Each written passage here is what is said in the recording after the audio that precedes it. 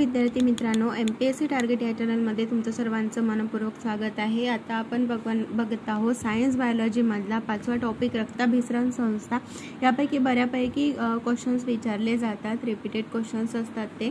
तर चला मग पहिला प्रश्न बघूया। तत्पूर्वी चॅनलला सबस्क्राइब केलं नसेल तर लगेच सबस्क्राइब करून घ्या आणि गरजू विद्यार्थ्यांना हा व्हिडिओ जास्तीत जास्त शेअर करा। ठीक आहे, पहिला प्रश्न बघत आहोत। खालीलपैकी कोणत्या प्रकारच्या पांढऱ्या रक्तपेशीची टक्केवारी निरोगी मनुष्याच्या रक्तामध्ये सर्वात कमी असते? संयुक्त गट पूर्व 2022 हा प्रश्न आहे आणि त्याचे पर्याय दिले होते लिम्फोसाइट, मोनोसाइट, इसिनोफिलस, बेसोफिलस अशा पद्धतीचे त्याचे पर्याय दिले होते। तर पांढऱ्या रक्तपेशीची टक्केवारी निरोगी मनुष्याच्या रक्तामध्ये सर्वात कमी असते कोणती? तर बेसोफिल्स नावाची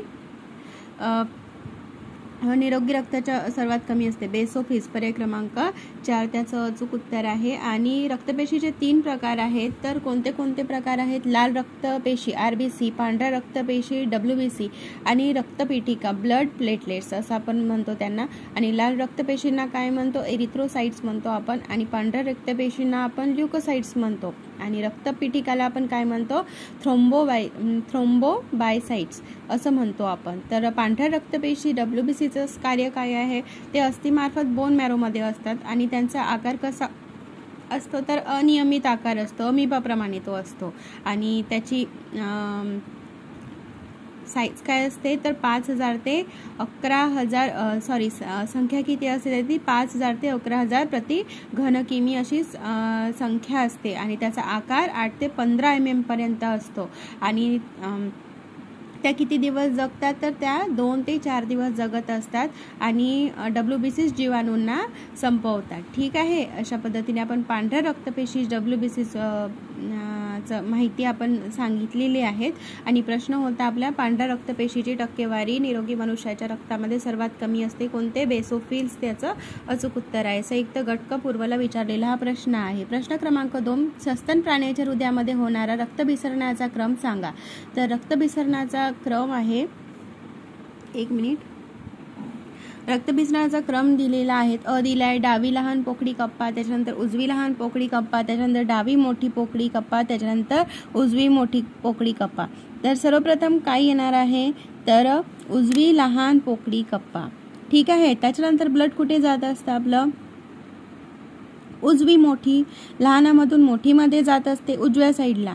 त्याच्यानंतर मग काय येतं? तर डावी लहान पोकळी आणि त्याच्यानंतर येतं मग डावी मोठी पोकळी। तर ठीक आहे, तर पर्याय क्रमांक 3 त्याचं अचूक उत्तर आहे। प्रश्न क्रमांक 3 कारण आपला हार्ट कोणत्या बाजूला असते त्याचा विचार करायचा आणि त्याच्यानुसार आपण रक्ताभिसरणाची त्याची सुरुवात होते, क्रम लावायचा होता। प्रश्न क्रमांक 3 बघत आहोत। खालीलपैकी कोणती परिस्थिती दुसऱ्या गर्भासाठी धोकादायक असेल? तर कोणती परिस्थिती? RH प्लस पुरुष प्लस RH- तिचे विवाह। ठीक आहे, ही रक्ताभिसरण परिस्थिती ही परिस्थिती दुसऱ्या गर्भासाठी धोकादायक असते।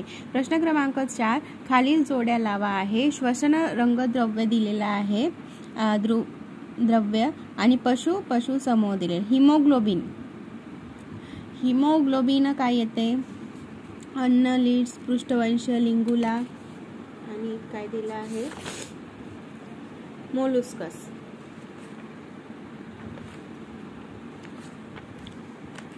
तर हिमोग्लोबिन पृष्ठवंशीय प्राण्यांमध्ये असते। ठीक आहे, हिमोग्लोबिन आपल्यामध्ये असते ना, हिमोग्लोबिन असते की नाही? त्याच्यानंतर क्लोरीन कशात? अन्नेलिड्स, अन्नेलिड्स आणि हिमेरेथ्रिन काय म्हटलं जाते? तर लिंगुला, लिंगुला आणि हिमोसायनिन हे काय आहे? मोलुस्कस आहे। पर्याय क्रमांक 2।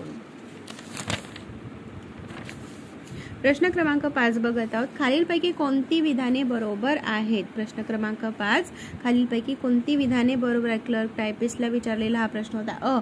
रोगी पक्षी आणि प्राणी यांच्या मार्फत ब्लड फ्लूचा प्रसार होतो. बोमन, संपुट आणि नेफ्रॉन हे स्वादुपिंडाच्या रचनेचे भाग आहेत. प्रत्येक क्षिप्तक्रिया घडण्यात स्वायत्त चेतासंस्थेचे सहभाग असतो. रक्तामध्ये अनेक प्रकारच्या श्वेतपेशी असतात. तर त्याचं अ आणि क ड असं अचूक उत्तर आहे. हे विधाने बरोबर आहेत.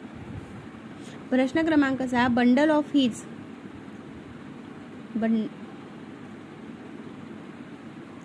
बंडल ऑफ हीज चे जाडे पर्याय संपूर्ण हृदयात पसरलेल्या मज्जातंतूचे असते, संपूर्ण हृदयात पसरलेल्या स्नायुतंतूचे असते आणि फक्त हृदयातील जवनिका वेंट्रलमध्ये पसरलेल्या स्नायुतंतूचे असते आणि हृदयातील जवनिकामध्ये पसरलेल्या मज्जातंतूचे असते. तर काय असते? फक्त हृदयातील जवनिका वेंट्रिकलमध्ये पसरलेल्या स्नायुतंतूचे असते. बंडल ऑफ हीज चा प्रश्न विचारलेला होता. बंडल ऑफ हीज कशाला म्हणत असतात? तर संपूर्ण हृदयात पसरलेल्या फक्त हृदयातील जवनिका वेंट्रलमध्ये पसरलेल्या स्नायुतंतूचे असते. प्रश्न क्रमांक 7 बघत आहोत. एका साधारण प्रौढाकरिता पुढील 2 विधानांपैकी कोणते योग्य आहे? तर रक्तात सर्वसाधारणपणे ग्लुकोजचे प्रमाण उपाशीपोटी 7 मिलीग्रॅम पर्यंत असावयास हवे. जेवणानंतरचे रक्तातील सर्वसाधारण ग्लुकोज प्रमाण 140 मिलीग्रॅम पर्यंत असावयास हवे. तर फक्त ब, जेवणानंतरचे प्रौढातील विचारत आहे. ग्लुकोजचे प्रमाण 140 मिलीग्रॅम असावयास हवे.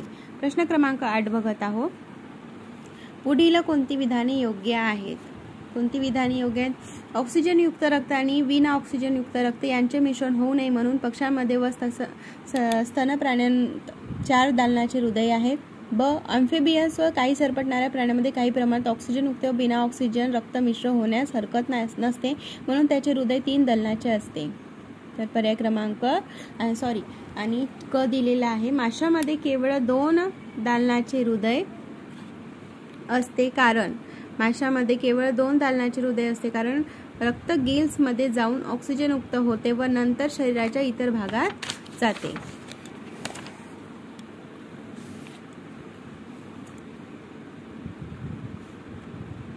तर कोणते? 3ही विधाने बरोबर आहे. बरोबर आहे ना. माशामध्ये 2 दालनाचे हृदय असते कारण रक्त गिल्समध्ये जाऊन ऑक्सिजनयुक्त होते व नंतर शरीराच्या इतर भागात जाते. आणि ऑक्सिजनयुक्त रक्त आणि विना ऑक्सिजनयुक्त रक्त यांचे मिश्रण होऊ नये म्हणून पक्ष्यामध्ये स्तनप्राण्यात 4 दालनाचे हृदय आहे. बरोबर. आणि अम्फिबियन्स व काही सरपटणाऱ्या प्राण्यांमध्ये काही प्रमाणात ऑक्सिजनयुक्त व बिना ऑक्सिजनयुक्त रक्त मिश्रण होण्यास हरकत नसते म्हणून त्यांचे हृदय 3 दालनाचे असते. 3ही विधाने बरोबर आहेत. प्रश्न क्रमांक 9, मानवी शरीरात जवळजवळ किती किलोमीटर लांबीच्या रक्तवाहिन्या असतात? किती किलोमीटर वाहिनीच्या रक्तवाहिन्या असतात आपल्या मानवी शरीरामध्ये? तर 97,000 किलोमीटर रक्तवाहिन्या असतात मानवी शरीरात. त्याच्या वहनानुसार रक्तवाहिन्या, धमनी, शिरा, केशवाहिन्या. रक्तवाहिन्यांनाच आपण धमनी म्हणतो. तर शिरा, केशवाहिन्या अशा 3 प्रकार असतात. रक्तवाहिन्याची लांबी किती असते? तर 97,000 किलोमीटर एवढी असते. रक्तदाबानुसार रक्तवाहिन्याचा चढता क्रम काय आहे? तर पहिले शिरा येते, मग केशवाहिन्या, त्याच्यानंतर धमन्या येतात. भित्तिकेच्या जाडीनुसार चढता क्रम काय आहे? सर्वप्रथम केशवाहिन्या येतात, त्याच्यानंतर शिरा येतात, त्याच्यानंतर धमन्या येतात. प्रश्न क्रमांक 10, फुफ्फुसाचे मुख्य कार्य कोणते? फुफ्फुसाचे मुख्य कार्य काय आहे? तर फुफ्फुसाचे मुख्य कार्य काय आहे? तर रक्ताचे शुद्धीकरण करणे. माहिती आहे ना आपल्याला, रक्ताचे शुद्धीकरण हे त्याचे कार्य आहे. प्रश्न क्रमांक 11, मानवी शरीरात जवळपास किती किलोमीटर लांबीच्या रक्तवाहिन्या? तेच 97,000. पुढे गेले. हे बघा, असं आपल्याला आयोग असं गंडवतात. बरोबर पाहून करायचं. ठीक. प्रश्न क्रमांक 12, माणसामध्ये कोणत्या ग्रुपचे रक्त असले पाहिजे की जो कोणत्या गटाचे रक्त स्वीकारू शकेल? तर कोणते पाहिजे स्वीकारण्यासाठी? AB+. स्वीकारण्यासाठी AB+ पाहिजे. अशा पद्धतीने आपला रक्ताभिसरणवरील सर्व प्रश्न बघून झालेले आहेत. आणि परत एक सांगते, फिलेरियासची रक्तचाचणी करण्याकरिता कोणत्या सर्वोत्तम वेळ आहे? फिलेरियासिसची रक्तचाचणी करण्याकरिता कोणती सर्वोत्तम वेळ आहे? तर मध्यरात्र, कारण फिलिरियासिस हा प्रतिष्ठित रोग आहे आणि तो केरळ जिल्ह्यामध्ये मिळालेला आहे आणि फिलेरियासिस रोग हा केरळमधील कोट्टायम, अल्लापझा, एर्नाकुलम या 3 जिल्ह्यात प्रादुर्भाव झाला होता आणि या रोगालाच हत्तीपाय रोग असेही म्हणतात. आणि फिलिरियासिस रोग हा मायक्रोफिलिरियामुळे होतो, जे रक्तामध्ये रात्रीच्या वेळी प्रवाही असते. म्हणूनच या रोगाची चाचणी मध्यरात्री केली जाते. सर्वोत्तम वेळ काय आहे? 10 ते 2 सकाळीपर्यंत असते आणि मध्यरात्री आढळणाऱ्या स्थितीला नॅक्चुरल पिरियॉडिसिटी म्हणतात आणि फिलिरियासिस रोग विषुववृत्त प्रदेशात मोठ्या प्रमाणात आढळतो.